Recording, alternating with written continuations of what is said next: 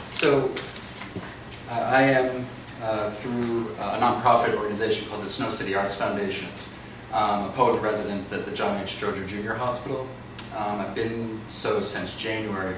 Previous to that, I was for a little more than 3 years poet in residence at Children's Memorial Hospital. There are some brochures about the foundation. It's a pretty fantastic foundation that places artists in 3 area hospitals. The 2 I mentioned, and also a Rush University Hospital.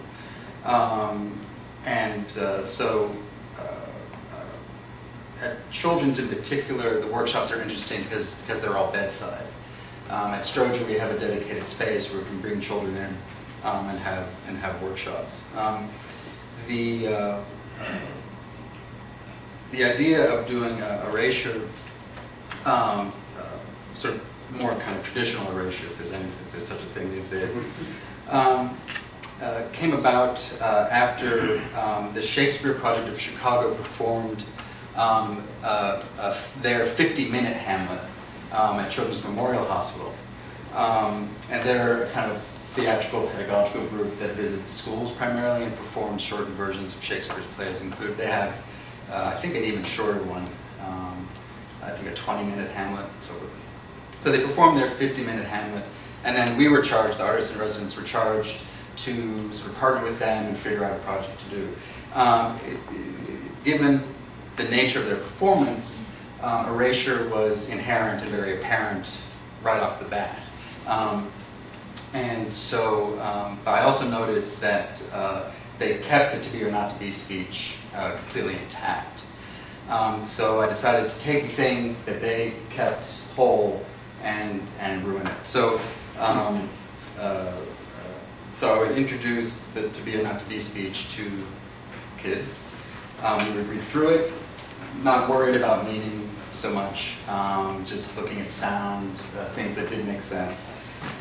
And then showed them examples of erasure, Tom Phillips' Humament, Ronald Johnson's Radios, which is his version of the first 4 books of Paradise Lost, and then a beautiful little book by the American poet Mary Ruffley called A Little White Shadow, where she takes a 19th century text, very short, and she uses whiteout to white out pages.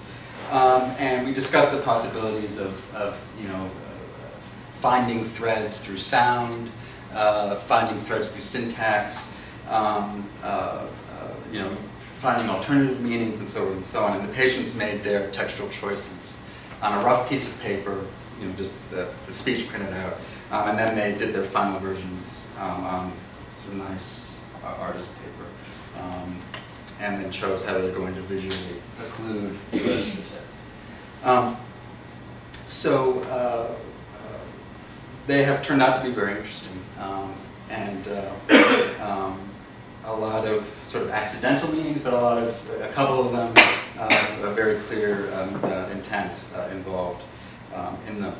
It wasn't lost on them that Tom Phillips uses the word treated in his version of the Victorian novel, A Human Document. And a couple of them joked around. They felt like they were treating Shakespeare's language because it just did not make any sense to them. So they were treating it for that illness and making it make sense. So that metaphor was alive and well interesting to me. So I'm going to read 5 of these. I had the fortune of being able to contact. I contacted a few of them, but contacted one a young woman who was able to record her own voice. So I'll start with this one. This is a young woman at Stroger, Alondra, age 13. And I'm trying to replicate, I had them read it out loud. I'm trying to replicate as best I could their versions. Obviously, I'm going to bring in my own little slant. So without further ado, I do want to point out the beautiful iconography along the margins. Sleeping, arrows, and puzzle pieces.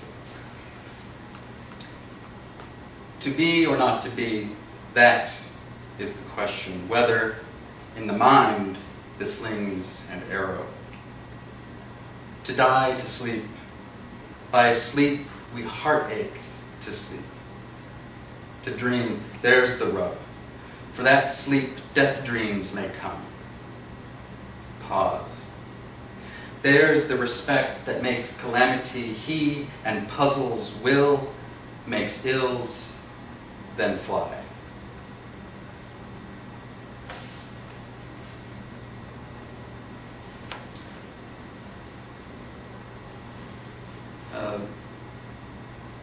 This is by Jennifer, age 13. She was at Children's Memorial Hospital.